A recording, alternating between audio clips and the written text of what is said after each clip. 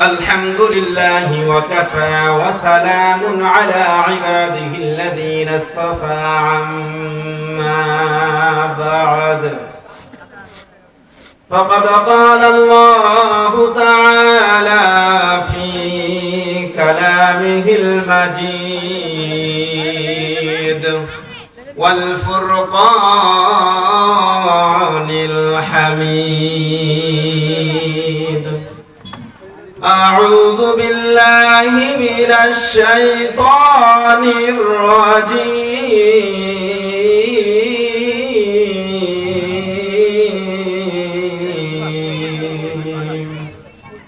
بسم الله الرحمن الرحيم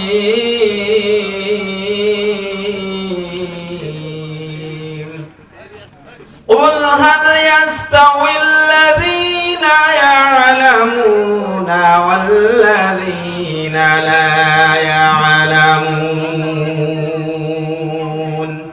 إنما يذكر أولو الألباب وقال آية قال رسول الله صلى الله عليه وسلم طلب العلم فريضة على كل مسلم أو كما قال عليه الصلاة والسلام একদিন তোর সুন্দর দেহ থাকবে না রে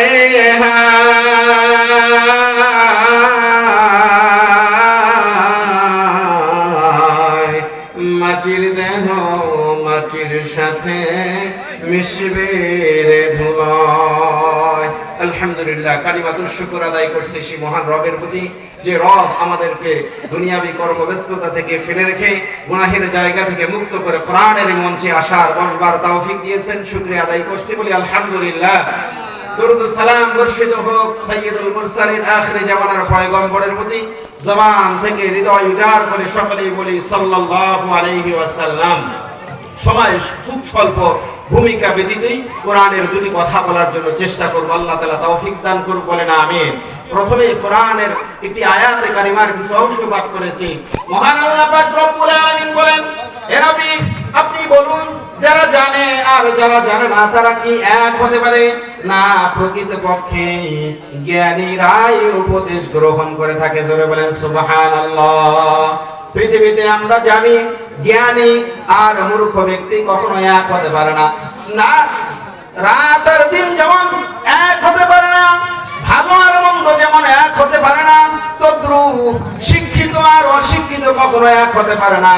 এজন্য মহান রব্বুল আলামিন তার পবিত্র কোরআনের মধ্যে বলেছেন, যারা জানে আর যারা জানে না তারা কখনোই এক হতে পারে না। আল্লাহ রাসূল সাল্লাল্লাহু আলাইহি ওয়াসাল্লাম তাই বলেন, ওয়ালাবুল ইলমি ফরিদাতুন আলা কুল্লি মুসলিম, তোমাদের প্রত্যেকের জন্য ইলমে দ্বীন শিক্ষা করা হলো ফরজ। প্রতিটি মানুষের জন্য ইলমে দ্বীন শিক্ষা করা কি ফরজ। জাগতিক শিক্ষা এবং পরকালীন শিক্ষা, পৃথিবীতে সারা পৃথিবী ব্যাপী দুই ধরনের শিক্ষা রয়েছে, জাগতিক শিক্ষা আর পরকালীন শিক্ষা। জাগতিক শিক্ষায় যদিও কল্যাণ হয় খুব স্বল্প সময়ের জন্য, 20 বছর 30 বছরের জন্য, কিন্তু পরকালীন শিক্ষা যদি কেউ অর্জন করে তার সফলতা ইহকাল এবং পরকাল দুকালেই সে সফলতা অর্জন করে। এজন্যই আমাদেরকে আল্লাহ তাআলার পবিত্র কোরআনের এই বাণী, আল্লাহ রাসূলের মুখসৃত বাণী হাদিস আমাদেরকে অর্জন করতে হবে। কেননা কোরআনের জ্ঞান, দ্বীনের জ্ঞান অর্জন করা প্রতিটি মানুষের জন্য হলো ফরজ।